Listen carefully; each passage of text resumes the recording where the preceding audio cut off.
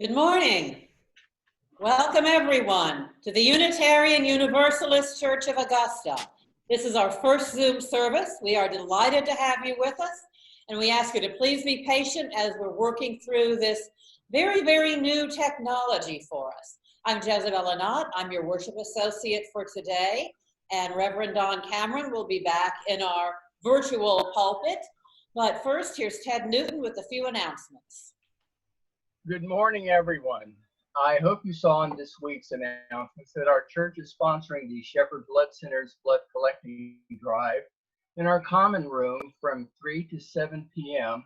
on Wednesday, August 26th. Please email the center at info@shepherdblood.org to make an appointment. Appointments are really strongly encouraged. And at the same time, you can also use their Quick Pass to complete all the screening paperwork prior to arriving, and that will save you time during your donation appointments. And all donations will be screened for COVID-19 antibodies, and you will be notified if your results are positive. Now, as an incentive, you will receive a free voucher for a Marco's Pizza for each donation.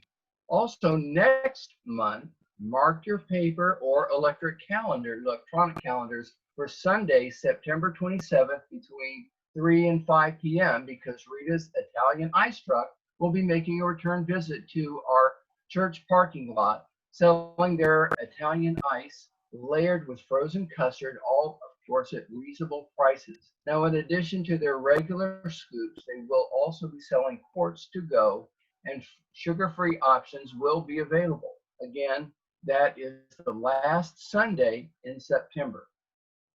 Thank you. Thank you, Ted. And now let us enter into our time of worship.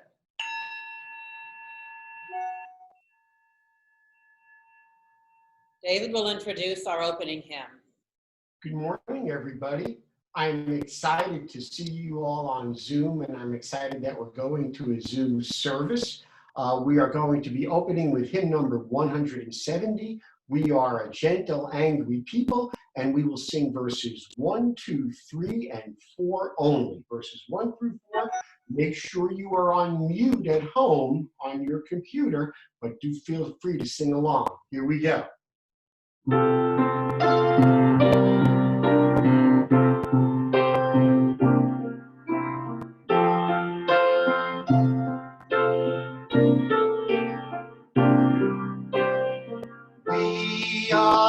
gentle, angry people, and we are singing, singing for our lives. We are a gentle, angry people, and we are singing, singing for our lives. We are justice-seeking people, and we are singing, singing for our lives. We are a justice-seeking people, and we are singing, singing for our lives. We are young and old together, and we are singing, singing for our lives. We are young and old together, and we are singing, singing for our lives. We are a land of many.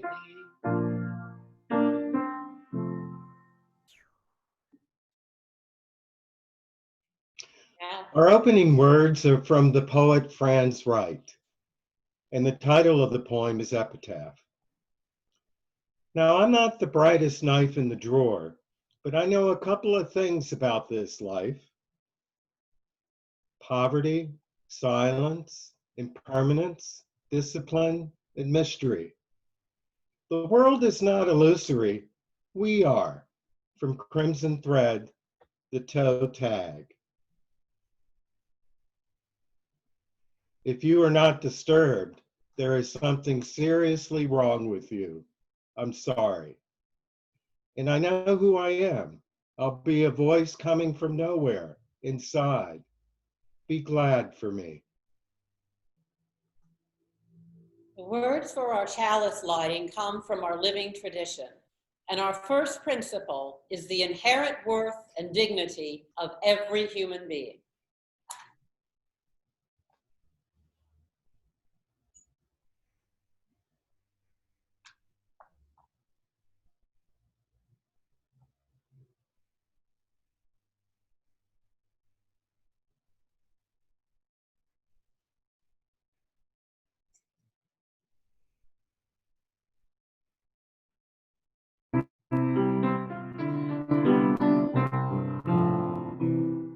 Spirit of light, come unto me. Sing my heart, all the stirrings of compassion, blow in the wind, rise in the sea. In the hand, giving light the shape of justice. Roots hold me close, wings set me free. Spirit of life, come to me, come to me. And now the joys and sorrows of our congregation will be shared by Pat Lynch Hayes of the Pastoral Care Team.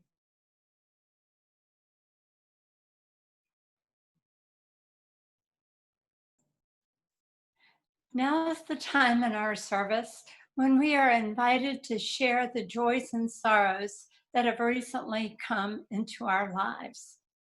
We first remember those who cannot be with us today. We also remember those in military service and their families. If you would like to share a joy or sorrow, please raise your hand. I'll call your name and unmute you. When you have finished speaking, please mute yourself again.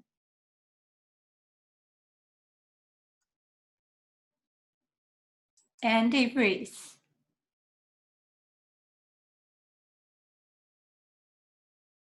Hi. Just wanted to share that Alice and I celebrated our 55th anniversary on Friday, and looking forward to many more and sharing with you next year at this time.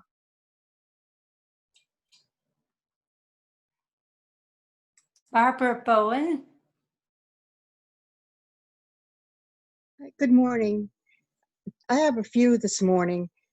I'd like to drop a stone for a friend of mine, Mike Edwards, who has been diagnosed with COVID-19. I'd like to drop another stone for another friend, Susan Morrow, who had a stroke earlier this week, and we're waiting to hear about her recovery. And I'd like to drop one more stone for my granddaughter, Arwen Kiss, who is going to be starting her first college class on Monday morning. We're both proud and terrified.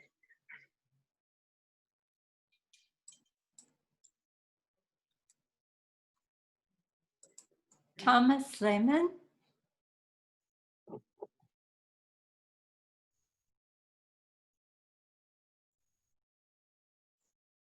Thomas Lehman. Yes.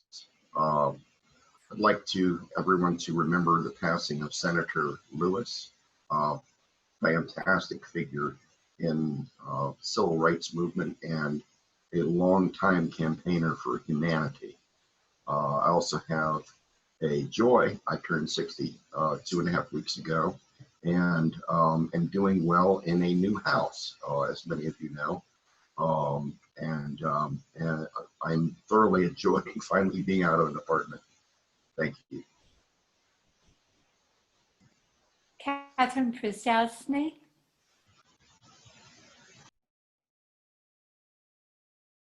Hi, can you hear me? Yes. Good. I have a joy in that I am going to be one of those teachers that are starting school at AU tomorrow. I have a class. I'm very joyful about that. I'm very happy that I survived these last 5 months and that my students have in order to come to the class. And I just ask that you keep us all in your thoughts and prayers. And my hope and my goal is that we get through this semester without having to go online. And that is something that will be in the future that we'll see. And hopefully I'll be able to tell you a joy that we made it in the future. Thank you. Thank you. Wishing you and your students all safe passage through this difficult time. We drop a stone also for Chris Drescher, who has been isolating at home because of COVID. And he put a message on Facebook yesterday that his isolation will end today and that he hasn't had too bad a time of it. We also drop a stone for Bill Morehouse, a longtime member of this church who hasn't been able to join us for a while because of poor health, and he passed away last week. Warm thoughts to his family. We send fond thoughts to all of us who are holding joys and sorrows in our hearts at this time. Thank you, Pat. We hold all these joys and sorrows in the warm embrace of our community. And now, as we go into our meditation time, it is time to hold ourselves in that warm embrace. So take a moment to focus on yourselves, allow yourselves to relax. Make sure you're sitting comfortably, feet on the ground. Feel yourself supported by the earth. Allow your breath to deepen. Breathe into your center, all the way in, allowing the healing air to come in, and breathe out all that you do not need. Keep breathing at your own pace. And as we put our stones into the water, let us look at the importance of fresh water as the element of healing, cleansing, and renewal. Augusta is a river city, and many of us are lucky enough to live near the water or a creek or a lake. And one of the things that we can still do safely in this time is go and walk by the water in the open air and allow nature to help us heal ourselves, and to bring that light and warmth into our lives, and to remind us of the flow of water, that this too shall pass and that life is a cycle. And so for our time of silence, we have a video of the rushing creek to keep that ebb and flow in our hearts as we take a moment to center deeply.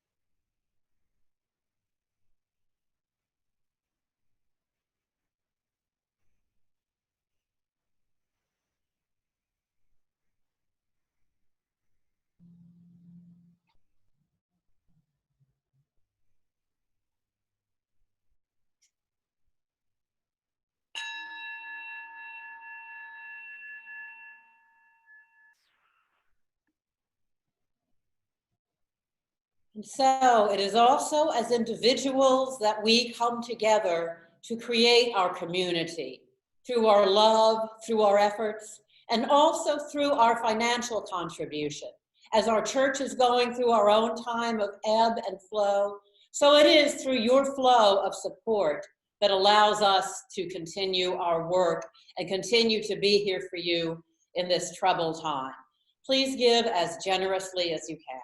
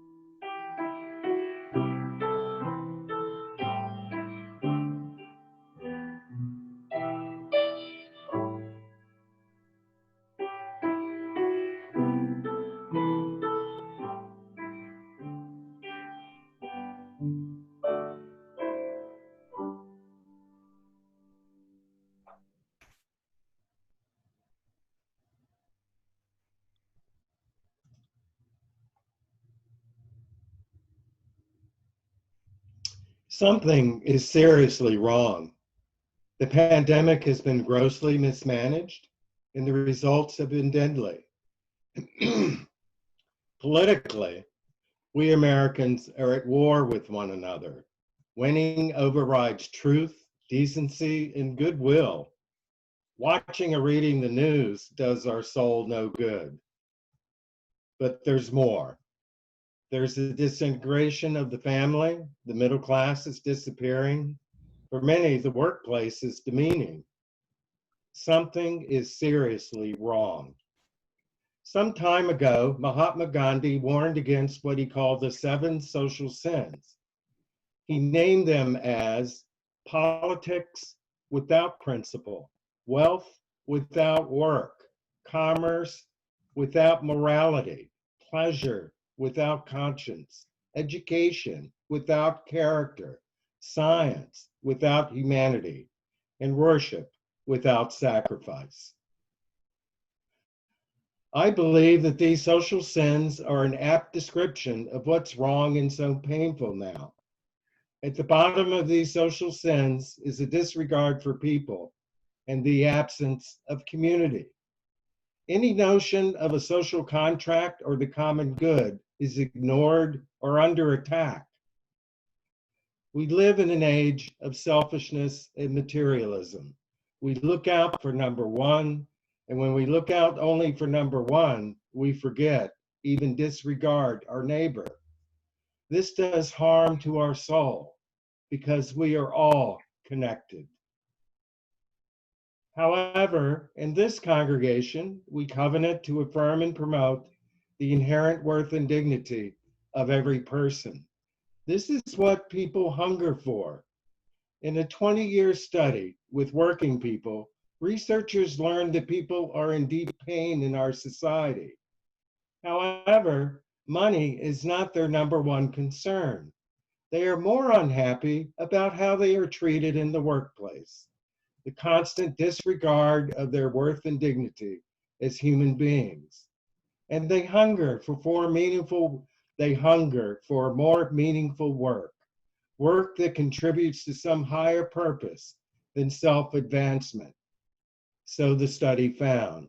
Too often in the workplace, people learn that the bottom line is maximizing wealth and power, to look out for number one, to see others as how they are of use to me.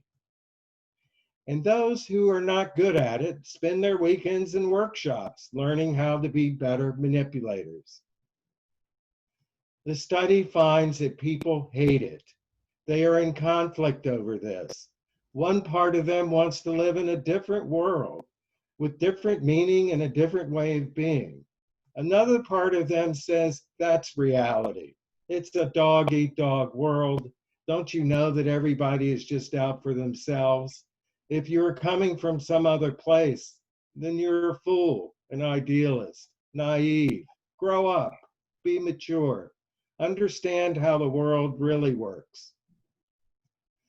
As these kind of messages pile up in people's lives, it makes it hard for them to follow their own hunger for deeper meaning and purpose in their lives. Allow me to share a personal story. My ex-wife Jan and I purchased our first house without a realtor at the seller's request. The sellers, we were their renters at the time. We helped write the contract of sale. We negotiated directly with the seller and with all others who were involved in the sale of a house. And of course, we sweated through the waiting game of a better interest rate. 6 months later, the settlement date was finally set. Jan phoned the settlement company to inform them that we wanted to read the paperwork at least 3 days before the settlement date. It was our legal right to do so. Jan phoned again a month before the settlement, a week before the settlement, and just days before the settlement. The papers never arrived on our computer, but all the papers were there on the table on settlement day, a whole mountain of papers. When Jan protested that we had asked well ahead of time to see the paperwork, the settlement agent answered back in a rude and trivializing manner. I leaned over and whispered to Jan, "Let's just sign them all and get out of here." Sure enough, one of the papers we did sign was a waiver of our right to see the paperwork 72 hours ahead of settlement. When we returned home, Jan was more than angry. And I said to her, "That's just the way the world is. Let's accept it and move on." I really said that? Yes, I did. I apologized to Jan for what I said, but of course, that was only more gasoline on the fire. I could have done better. We can all do better, even demand better. Imagine Gandhi's social sins transformed into virtues. Imagine politics with principle, wealth with work, commerce with morality, pleasure with conscience, education with character, science with humanity, and worship with sacrifice. Imagine a world where people are more important than money. Imagine if everyone has enough and no one has too much. Imagine all of us working together to find common ground. But we can only find common ground only by moving to higher ground, by moving from the low ground of selfishness and materialism to the high ground of real respect for each other and living together in genuine community. Are we really in a spiritual crisis? The German novelist Hermann Hesse is helpful here. People who trust the life-giving force in themselves do not seek money or power. They despise them, but not because they are a paragon of virtue or a resigned altruist. Far from it. The truth is simply that money, power, and all possessions for which people torment and ultimately shoot each other mean little to those who have come to themselves. They value only one thing, the mysterious power in themselves, which bids them to live and helps them to grow. This power can be neither preserved, nor increased, nor deepened by money and power, because money and power are the inventions of distrust. Those who just trust the life-giving force within them, or who have none, are driven to compensate through such substitutes as money. When people have confidence in themselves, when all they want in the world is to live out their destinies in freedom and purity, they come to regard all those vastly overestimated and far too costly possessions as mere accessories, pleasant perhaps to have and to make use of, but never essential. If Hermann Hesse's spirituality is not your cup of tea, I leave you with Reverend Dr. Martin Luther King Jr., who says the same thing more simply. Love means going to any length to restore broken community. May it ever be so.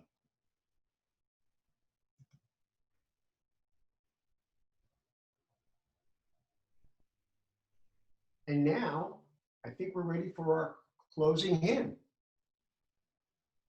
And our closing hymn is going to be number 1014, Standing on the Side of Love.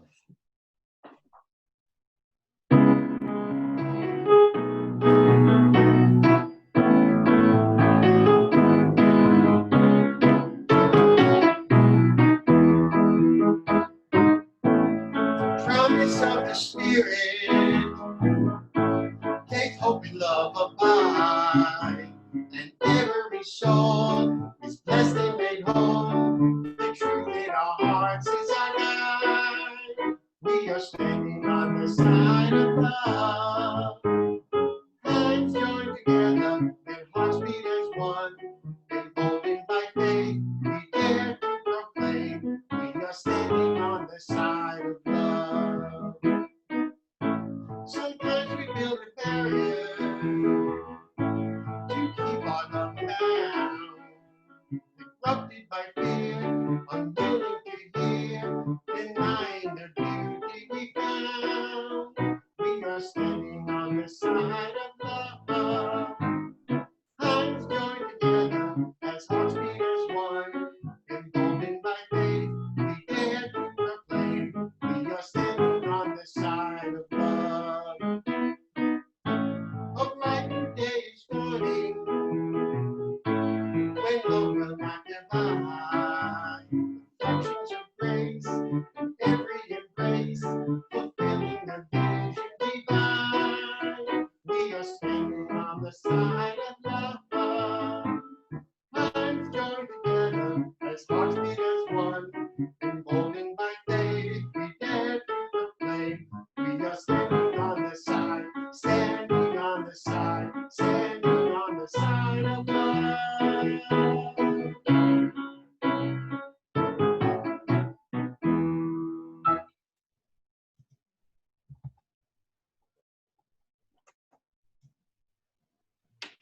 Our closing words are from Alice Walker. Love, if it is love, never goes away. It is embedded in us, like seams of gold in the earth, waiting for light, waiting to be struck. Blessed be.